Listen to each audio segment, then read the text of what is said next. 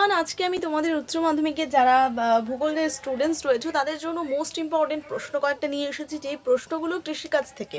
First আমি পার্টে video দিয়েছি কৃষিকাজ সম্পর্কে, সেখানেও আমি কিন্তু মোস্ট ইম্পর্টেন্ট প্রশ্নগুলো নিয়ে আলোচনা করেছি।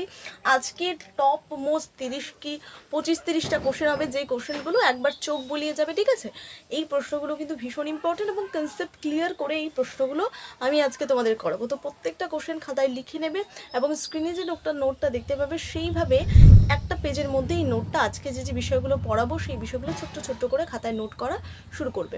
শরীরটা ভীষণই খারাপ, তাই ভিডিও দিতে পারছি না, কিন্তু চেষ্টা করব তোমাদের পরীক্ষার আগে অনেকাংশ সিলেবাস কমপ্লিট করার এবং একটা ভীষণ একটা এফেক্টিভ সাজেশন দেওয়ার, ঠিক আছে। যেই সাজেশনটা করলে বাইরে তোমাদের আর কিচ্ছু করতে হবে না। তো চলো আজকে এই যে কৃষিকাজ থেকে যে মোস্ট ইম্পর্টেন্ট প্রশ্নগুলো রয়েছে সেই প্রশ্নগুলো আমরা দেখে নেব।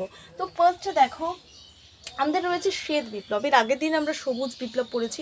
সবুজ বিপ্লব নিয়ে যে কোশ্চেনটা দেখতে পাচ্ছ সেই কোশ্চেনের অ্যান্সারটা অবশ্যই তোমরা খাতায় লিখে নেবে, ভীষণ ইম্পর্টেন্ট একটা কোশ্চেন। এবার আমরা আসি যে এই যে সবুজ বিপ্লব হয়ে গেছে, তারপরে আমরা পড়বো শ্বেত বিপ্লব। দেখো, আমাদের ভারতবর্ষে দুধকে কেন্দ্র করেও বা দুগ্ধজাত যে দ্রব্যটা রয়েছে সেই দ্রব্যকে কেন্দ্র করেও কিন্তু ভারতে বিপ্লব হয়েছিল। আমরা জানি বিপ্লব মানে কি, সেটার অভিধানিক অর্থ হচ্ছে আমূল পরিবর্তন। তো দুগ্ধজাত দ্রব্যটা যাতে বেশি উৎপাদন হয় সেই নিয়ে একটা বিপ্লব হয়েছিল, যেটার নাম হচ্ছে কি শ্বেত বিপ্লব। এবং এই যে শ্বেত বিপ্লব, দেখো দুধ কি কালারের হয়, সাদা কালারের হয়। তো যদি প্রশ্ন আসে যে হোয়াইট রেভলিউশন, হোয়াইট রেভলিউশন মানে হচ্ছে সাদা বিপ্লব, কোন দ্রব্যের সঙ্গে যুক্ত বা কোন বিপ্লবের সঙ্গে যুক্ত, সেটা হচ্ছে কি হবে উত্তরটা, সেটা হচ্ছে শ্বেত বিপ্লবের সঙ্গে যুক্ত। এবার এই শ্বেত বিপ্লবের জনক কাকে বলা হয়, ভীষণ ইম্পর্টেন্ট একটা কোশ্চেন। শ্বেত বিপ্লবের জনক কাকে বলা হয়, ডক্টর ভার্গিস কুরিয়ানকে শ্বেত বিপ্লবের জনক বলা হয়। শেষে গিয়ে প্রত্যেকটা কোশ্চেন কিন্তু আমি ধরবো তোমাদের, অত অবশ্যই প্রত্যেকটা কোশ্চেন লিখে প্র্যাকটিস করো এখনই। তো হোয়াইট রেভলিউশন কোন বিপ্লবের সঙ্গে যুক্ত, শ্বেত বিপ্লবের সঙ্গে যুক্ত। এবং এই যে শ্বেত বিপ্লবের জনক কাকে বলা হয়, ডক্টর ভার্গিস কুরিয়ানকে শ্বেত বিপ্লবের জনক বলা হয়। তারপরে এই যে শ্বেত বিপ্লবটা যে হচ্ছে, এটার একটা বড় সংস্থা প্রতিষ্ঠিত হয়েছিল যেখানে হচ্ছে আমুল। তো এই আমুলের পুরো নাম কি, আনন্দ মিল্ক ইউনিয়ন লিমিটেড। এই আমুলের পুরো নাম হচ্ছে এতে আনন্দ, ইউতে ইউনিয়ন এবং ইউতে ইউনিয়ন, এমতে মিল্ক এবং এলতে লিমিটেড। তো আনন্দ মিল্ক ইউনিয়ন লিমিটেড হচ্ছে আমুলের পুরো নাম। এবার হচ্ছে যে আমরা এটা হয়ে গেল, তাহলে দুধকে কেন্দ্র করেও একটা বিপ্লব হয়েছিল যেটার নাম শ্বেত বিপ্লব। এবার হচ্ছে আমাদের আসে নীল বিপ্লব। এই যে নীল বিপ্লবটা হয়েছিল, এই নীল বিপ্লবটা থেকে যে প্রশ্নগুলো আসবে সেগুলো লিখে দিয়েছে দেখো। তো হচ্ছে অরূপ কৃষাণ, তাহলে নীল বিপ্লবের জনককে অরূপ কৃষাণ, তাহলে অরূপ কৃষাণ হচ্ছে নীল বিপ্লবের জনক। অরূপ কৃষাণ, দেখো কৃষ্ণ, কৃষাণ মানে কি অরূপ কৃষাণ, কৃ মানে কি কৃষ্ণ। এবার কৃষ্ণর শরীরের রং ধরো কি হয়, নীল কালারের হয়, তো নীল কালার। তো নীল বিপ্লব, নীল মানে কি নীল, নীল কার রং, তাহলে এটা এটা একটা ট্রিকে দেখো, খুব সহজভাবে মনে রাখা যাবে যে অ্যাকচুয়ালি নীল মানে নীল বিপ্লব। তো নীল কালার কার হয়, কৃষ্ণের হয়, তাই না। মহাপ্রভু কৃষ্ণের, শ্রীকৃষ্ণের হয় নীল কালার। তো তার শরীরের গায়ের রং নীল কালার বা গুড়, আচ্ছা এমনি মনে রাখার জন্য পড়ে নীল কালার। তো এই নীল কালার মানে অরূপ কৃষাণ, যেহেতু নীল কালার কৃষ্ণের হয় তাই কৃষাণ থাকবে লাস্টে। তো এটা হচ্ছে অরূপ কৃষাণ, অরূপ কৃষাণ। এবার হচ্ছে নীল বিপ্লব কোন দ্রব্যের সঙ্গে যুক্ত, দেখো যে কোনো একটা দ্রব্যকে কেন্দ্র করেই তো দ্রব্যের উৎপাদন বৃদ্ধি করার জন্যই তো এমনি বিপ্লব হয়। তো মাছের উৎপাদন যাতে অনেকাংশ বৃদ্ধি পায় সেই জন্য একটা বিপ্লব হয়েছিল যেটার নাম হচ্ছে নীল বিপ্লব। তো মাছকে কেন্দ্র করে যে বিপ্লবটা হয়েছিল সেটা হচ্ছে নীল বিপ্লব। যদি প্রশ্ন আসে যে নীল বিপ্লব কোন দ্রব্যের সঙ্গে যুক্ত, সেটা হচ্ছে কি হবে, মাছ।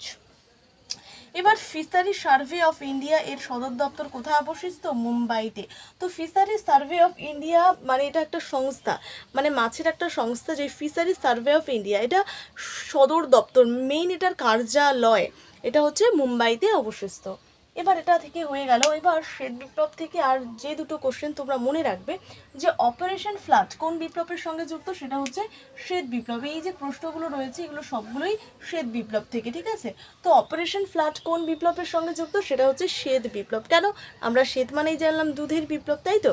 এবার দেখো, যখন শ্বেত বিপ্লবটা হচ্ছিল তখন মানে কি দুগ্ধজাত দ্রব্যটা যাতে বেশি পরিমাণে উৎপাদন হয় সেই জন্যই মেনলি এই বিপ্লবটা করা হয়েছিল। কিন্তু এই অপারেশন ফ্লাড যখন কর্মসূচি গ্রহণ করা হয়েছিল তখন প্রচুর পরিমাণে দুগ্ধজাত পণ্যের কিন্তু দুগ্ধজাত দ্রব্যের যে উৎপাদন সেটা বৃদ্ধি করা গেছিলো, সেটা এই অপারেশন ফ্লাড কর্মসূচি গ্রহণের কারণে। এই কাজটা যখন গ্রহণ করা হলো তখন প্রচুর পরিমাণে উৎপাদন বাড়তে থাকলো। তাই অপারেশন ফ্লাড কোন বিপ্লবের সঙ্গে যুক্ত? মোস্ট ইম্পর্টেন্ট একটা কোশ্চেন, সেটা হচ্ছে অপারেশন ফ্লাড হচ্ছে শ্বেত বিপ্লবের সঙ্গে যুক্ত। এবার প্রশ্ন আসতে পারে যে শ্বেত বিপ্লব কী উদ্দেশ্যে করা হলো, কেন এই শ্বেত বিপ্লব করা হলো? মাছ চাষের উৎপাদনের বৃদ্ধির জন্য না, এটা হচ্ছে দুগ্ধজাত দ্রব্যের উৎপাদন বৃদ্ধি করার জন্য মেনলি এই শ্বেত বিপ্লব হলো।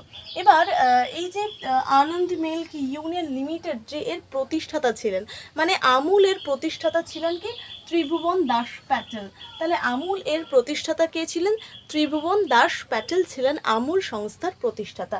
এবার আরেকটা বিপ্লব রয়েছে যেটার নাম হচ্ছে গোলাপি বিপ্লব। এই গোলাপি বিপ্লব কোনো কিছু একটা দ্রব্যকে কেন্দ্র করে হয়েছিল।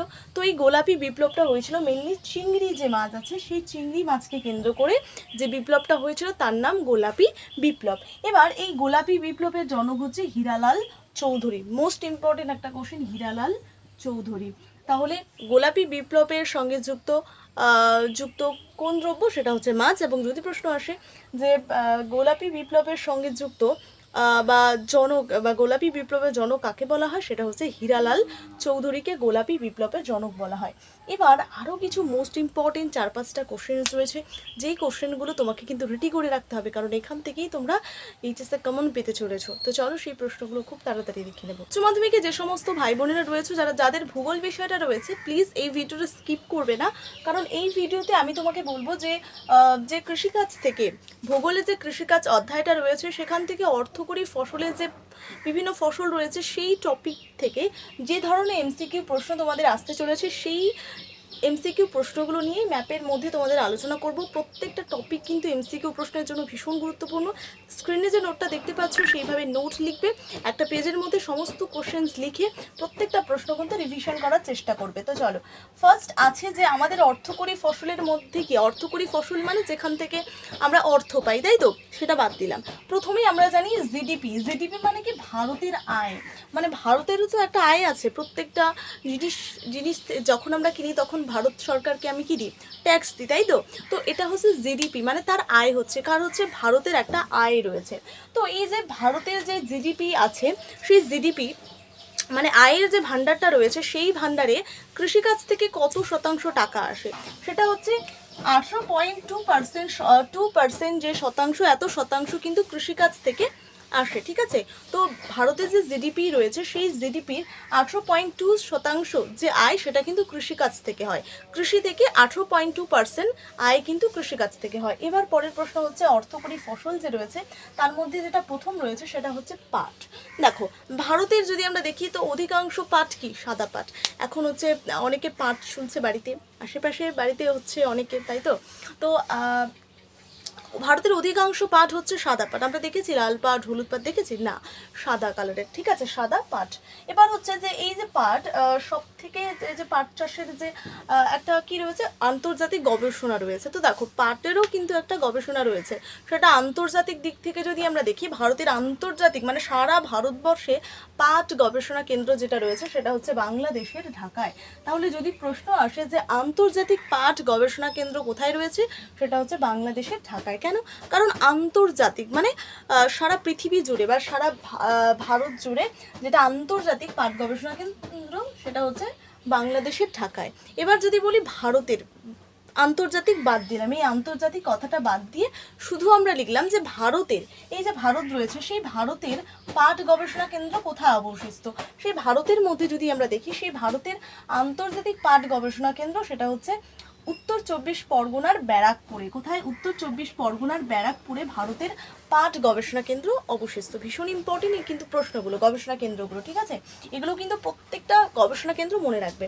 তো দেখো, এখানে আমি পয়েন্ট করে দিয়েছি যে বাংলাদেশের ঢাকায় হচ্ছে একটা আন্তর্জাতিক পাট গবেষণা কেন্দ্র, এবং ভারতের পাট গবেষণা কেন্দ্র সেটা হচ্ছে উত্তর 24 পরগনার ব্যারাকপুর হচ্ছে ভারতের পাট গবেষণা কেন্দ্রটা ভারতের মধ্যেই অবস্থিত, যেটা উত্তর 24 পরগনার ব্যারাকপুরে রয়েছে। এরপরে রয়েছে কার্পাস, কার্পাস মানে তুলো। এই যে কার্পাস যে চাষটা করা হয়, সেটা কার্পাস চাষের পক্ষে সবথেকে যে মৃত্তিকাটা উপযোগী বা আদর্শ, সেটা হচ্ছে কালো মৃত্তিকা বা কৃষ্ণ মৃত্তিকা। এই কালো মাটি বা কৃষ্ণ মৃত্তিকা কিন্তু কার্পাস চাষের পক্ষে একটা আদর্শ, ঠিক আছে। তো তখন এক ধরনের পোকা আছে, যেই পোকাগুলো কার্পাস চাষের পক্ষে ক্ষতিকর। মানে দেখতে পারি যে আমরা অনেক কিছু গাছ লাগাই, ঠিক আছে, সেই গাছ লাগানোর পরে দেখা গেল যে অনেক পোকা রয়েছে যেগুলো সেই বীজটাকে বা সেই গাছটাকে নষ্ট করে ফেলছে। তো কার্পাস চাষের পক্ষে এক ধরনের ক্ষতিকর যদি পোকা দেখি, সেটা হচ্ছে বল ভিলভিল। এই বল ভিলভিল হচ্ছে ক্ষতিকর পোকা, যেটা কার্পাস চাষের জন্য খুবই ক্ষতিকারক পোকা হচ্ছে বল ভিলভিল, মনে রাখবে। তারপরে হচ্ছে এই যে কার্পাস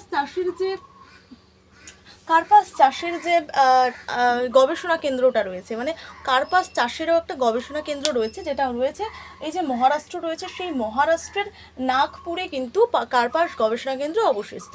প্রত্যেকটা প্রশ্ন কিন্তু শেষে গিয়ে ধরবো, অবশ্যই উত্তরগুলো দেবে, ঠিক আছে।